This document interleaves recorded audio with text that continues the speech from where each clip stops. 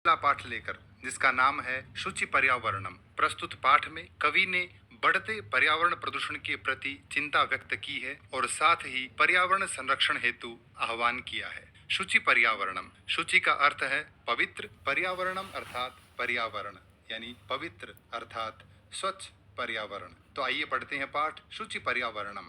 ये है गीत का पहला पद्यांश। मैं इसकी एक पंक्ति का गायन करता हूँ, आप इसी तरह संपूर्ण गीत का गायन करें। दुर्वहमात्र जीवितं जातं प्रकृतिरेव शरणं शुचि पर्यावरणं हो शुचि पर्यावरणम। आइए अब हम बढ़ते हैं इसके अन्वय की ओर। इसका अन्वय है अत्र जीवितम दुर्वहम जातम प्रकृति ही एव शरणम शुचि पर्यावरणम स्यात्। महानगर मध्य कालाय सचक्रम अनिशम चलत मनः शोषयत तनु पेशयत सदा वक्रम भ्रमति अमुना दुर्दान्तैः दशनैः जनग्रसनम न एव स्यात्। अत्र यानी यहाँ, जीवितम यानी जीवनम जीवन, दुर्वहम यानी दूभर कठिन, जातम हो गया है, प्रकृति ही यानी प्रकृति, एव ही शरणम यानी शरण आश्रय है, शुचि पर्यावरणम अर्थात पवित्र यानी स्वच्छ पर्यावरण, स्यात् यानी हो, महानगर मध्य यानी महानगरों में, कालाय सचक्रम अर्थात लोहे का पहिया, अनिशम दिन रात, चलत चलता हुआ, मनः यानी मन को, शोषयत शोषण करता हुआ या सुखाता हुआ, तनुः यानी शरीर को, पेशयत पीसता हुआ, सदा यानी हमेशा, वक्रम भ्रमति वक्र यानी टेढ़ा चलता है, अमुना इससे ऐसी स्थिति से, दुर्दांतई यानी भयंकर, दशनई दांतों से, जनग्रसनम जन यानी लोगों का, ग्रसन यानी विनाश, न एव स्यात् न हो अर्थात नहीं होना चाहिए। इस तरह इस पद्यांश का हिंदी अनुवाद हुआ। यहाँ जीवन दूभर हो गया है, अब तो प्रकृति ही सहारा है। पर्यावरण पवित्र यानी स्वच्छ हो, महानगरों में दिन रात चलता हुआ लोहे का पहिया, मन को सुखाता हुआ, शरीर को पीसता हुआ, हमेशा वक्र यानी टेढ़ा चल रहा है, इसके भयंकर दांतों से लोगों का विनाश न हो जाए। ये पठित अवबोधनम, इस पद्यांश पर आधारित ये पठित अवबोधन, ये कठिन शब्दार्थ। ये दूसरा पद्यांश, इसका अन्वय है शतशक्ति यानम कज्जल मलिनम धूमम मुंचति वाष्पयान माला ध्वानम वितरन्ति संधावति यानानाम अनंताः पंक्तयः हि संसरणम कठिनम। शतशक्ति यानम, शत यानी सैकड़ों, शक्ति यानम यानी मोटर गाड़ियां, कज्जल मलिनम, कज्जल अर्थात काजल, मलिनम यानी मलिन काजल जैसा काला, धूमम यानी धुआं, मुंचती छोड़ती हैं, वाष्पयान माला, माला यानी पंक्तियां कतारें, वाष्पयान यानी भाप से चलने वाली गाड़ी अर्थात रेलगाड़ी, रेलगाड़ियों की पंक्तियां यानी अनेक रेलगाड़ियां, ध्वानम यानी ध्वनि, वितरंती वितरण करती हुई अर्थात कोलाहल करती हुई, संधावती दौड़ती है, याना नाम अनंता पंक्तयः, याना नाम यानी वाहनों की, अनंता यानी अनंत जिनका कोई अंत न हो अर्थात अनेक, पंक्तियां यानी कतारें हैं, ही संसरणम, ही यानी निश्चित रूप से, संसरणम यानी चलना, कठिनम यानी कठिन है। हिंदी अर्थ हुआ सैकड़ों मोटर गाड़ियां काजल जैसा काला धुआं छोड़ रही हैं, रेलगाड़ियां कोलाहल करती हुई दौड़ रही हैं, शहरों में वाहनों की अनंत कतारें हैं, अतः यहाँ चलना भी कठिन है। पद्यांश पर आधारित पठित अवबोधनम और ये कठिन शब्दार्थ।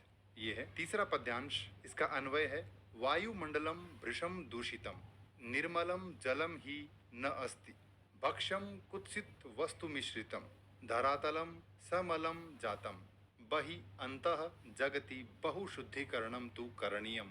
वायुमंडलम यानी वायुमंडल, भृशम अर्थात अत्यधिक, दूषितम यानी प्रदूषित हो गया है, निर्मलम यानी स्वच्छ, जलम यानी जल पानी, ही निश्चित रूप से, न नहीं, अस्ति है, भक्ष्यम यानी भोज्य पदार्थ खाने की वस्तुएं, कुत्सित वस्तु यानी बुरी वस्तुएं, मिश्रितम यानी मिश्रित हैं, मिला हुआ है, धरातलम यानी धरातल पृथ्वी, समलम मल सहितम अर्थात प्रदूषित, जातम हो गई है, बहि यानी बाहर, अंतः यानी अंदर, बाहरी और आंतरिक, जगति संसार में, बहुशुद्धिकरणम अत्यधिक शुद्धिकरण, तू तो करणीयम करना चाहिए।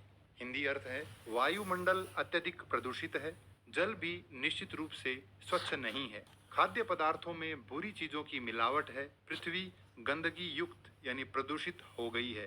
अतः संसार में बाहरी और भीतरी शुद्धि करनी चाहिए, यानी संसार में शुद्धता अर्थात सफाई की बहुत आवश्यकता है। ये इस पद्यांश आधारित पठित अवबोधनम, ये कठिन शब्दार्थ। चौथा पद्यांश है और इसका अन्वय है। माम कंचित कालम अस्मात् नगरात् बहु दूरम नय अहम ग्रामांते निर्झर नदी पयः पूरम प्रपश्यामि एकांते कांतारे क्षणमपि मे संचरणम स्यात्। माम मुझे, कंचित कालम कुछ देर के लिए, अस्मात् नगरात इस नगर से यानी शहरों से, बहु दूरम बहुत दूर, नय ले चलो, अहम मैं, ग्रामांते गांव के अंत में यानी गांव की सीमा पर, निर्झर यानी झरने, नदी यानी नदियां, पयः पूरम यानी जलाशय तालाब आदि, प्रपश्यामी देखता हूँ यानी देखना चाहता हूँ, एकांते कांतारे यानी एकांत वन में, क्षणम अपि थोड़ी देर के लिए, में मेरा, संचरणम यानी भ्रमण घूमना, स्यात् हो। हिंदी अर्थ है, मुझे कुछ समय के लिए इस नगर से दूर ले चलो। मैं गांव की सीमा पर झरने, नदी, जलाशय आदि देखता हूँ यानी देखना चाहता हूँ। एकांत वन में क्षण भर के लिए भी मेरा भ्रमण हो, अर्थात एकांत वन में मैं क्षण भर घूमना चाहता हूँ। ये पद्यांश आधारित पठित अवबोधन, विद्यार्थी इसका अभ्यास अवश्य करें। ये कठिन शब्दार्थ। ये पांचवा पद्यांश और इसका अन्वय है। हरित तरुणाम ललित लतानाम माला रमणीया समीर चालिता कुसुमावली मे वर्णीया स्यात् नवमालिका रसालम मिलिता रुचिरम संगमनम स्यात्। हरित तरुणाम यानी हरे भरे पेड़ों की, ललित लतानाम, ललित यानी सुंदर, लतानाम यानी लताओं बेलों की, माला यानी पंक्तियां, रमणीया सुंदर हैं, समीर चालिता, समीर यानी हवा, चालिता यानी चलायमान गतिमान अर्थात हवा से हिलती हुई, कुसुमावली ही फूलों की पंक्तियां, में मेरे लिए, वर्णीय यानी वर्णीय अर्थात चुनने योग्य, स्यात् हों। नव मालिका, मालिका कहते हैं चमेली, नई चमेली की बेल, रसालम मिलिता, रसालम अर्थात आम, मिलिता यानी मिलकर, रुचिरम सुंदर, संगमनम, संगम अर्थात मिलन, स्यात् हो। हिंदी अर्थ है, हरे भरे वृक्षों और सुंदर लताओं की माला मनमोहक हैं तथा हवा से गतिमान यानी हिलती हुई फूलों की पंक्तियां मेरे चुनने योग्य हैं। आम के पेड़ से नव मालिका यानी चमेली का सुंदर समागम यानी मिलन हो, अर्थात प्रकृति का दृश्य अत्यंत मनमोहक है। ये इस पद्यांश आधारित पठित अवबोधन, ये कठिन शब्दार्थ। और ये है छठा पद्यांश, इसका अन्वय है। अई बंधो खगकुल कलरव गुंजित वन देशम चल पुर कलरव संभ्रमित जनेभ्य धृत सुख संदेशम चाकचिक्य जालम जीवित रस हरणम नो कुर्यात। आई बंधो यानी हे बंधु, हे भाई, खगकुल कलरव, खगकुल यानी पक्षियों के समूह का, कलरव यानी चहक, गुंजित यानी गूंजता हुआ, वन देशम यानी वन प्रदेश अर्थात जंगल, वन में चल चलो, पुर यानी शहर, कलरव यानी शोरगुल, संभ्रमित यानी भ्रमित परेशान, जनेभ्य लोगों के लिए, धृत धारण करो, सुख संदेशम सुख का संदेश, चाकचिक्य जालम चकाचौंध भरी दुनिया, जीवितम यानी जीवन, रस यानी आनंद, हरणम यानी हरण छीनना, नो कुरियात न यानी नहीं, कुरियात यानी करना चाहिए।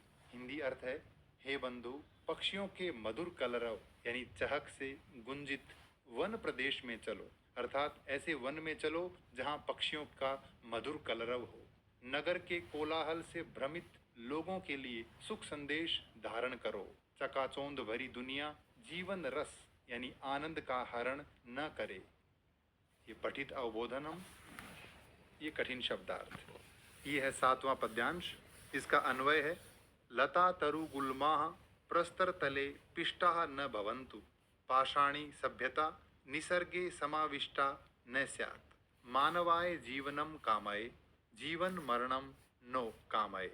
लता यानी लताएं, बेलें, तरु यानी वृक्ष, गुल्माः यानी झाड़ियां, प्रस्तर तले पत्थरों के नीचे, पिष्टाः यानी पिसना, न भवन्तु न हो, अर्थात लताएं, पेड़, झाड़ियां इत्यादि पत्थरों के नीचे न पिसें। पाषाणी सभ्यता यानी पत्थरों की सभ्यता, निसर्गे यानी प्रकृति में, समाविष्ट यानी सम्मिलित, न स्यात् न हो। मानवाय मानव के लिए, जीवनम जीवन, कामये कामना करता हूँ, जीवन जीवित रहता हुआ, मरणम मृत्यु को, न कामये नहीं कामना करता हूँ। हिंदी अर्थ है, लताएं, पेड़ तथा झाड़ियां पत्थरों के नीचे न पिसें, अर्थात जंगलों को काटकर सड़कों का, पुलों का और भवनों का निर्माण न हो। प्रकृति में पाषाणी सभ्यता यानी पत्थर की सभ्यता का समावेश न हो, अर्थात हर जगह निर्माण कार्य न चले।